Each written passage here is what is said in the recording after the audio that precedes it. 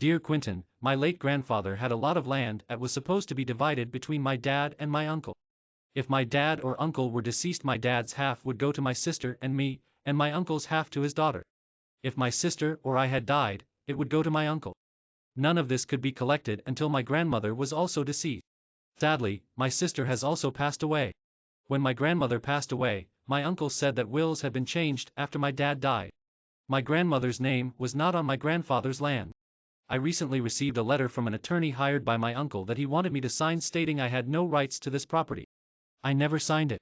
Why would my uncle need me to sign this letter if the will had been changed, leaving me with nothing? He has always been a shady character. My late father always told my sister and me to watch out for him because he would try to screw us out of our inheritance. Granddaughter in Alabama Dear Granddaughter, your father had your uncle's number, and so do you. Sign nothing. Consult a lawyer.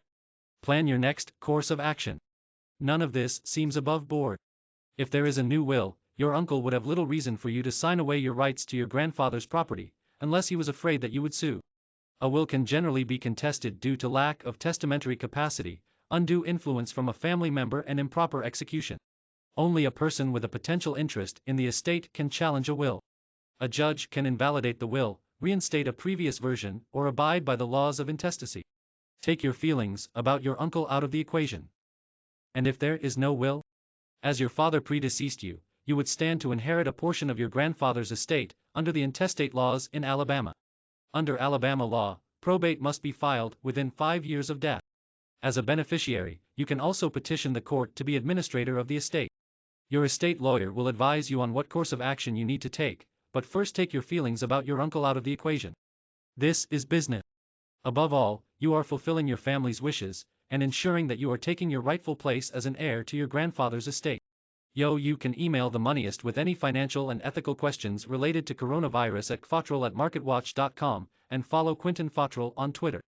Check out the Moneyist private Facebook group, where we look for answers to life's thorniest money issues. Readers write in to me with all sorts of dilemmas. Post your questions, tell me what you want to know more about, or weigh in on the latest Moneyist column. The Moneyist regrets he cannot reply to questions individually.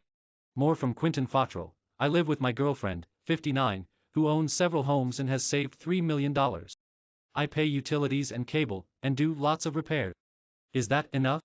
He is the most computer illiterate person I know. I was my husband's research analyst, caregiver, cook, and housekeeper. Now he wants a divorce after 38 years. Our friends always yearned for a relationship like ours. My husband of 16 years left me for another man. I don't want them to live in our property. What can I do?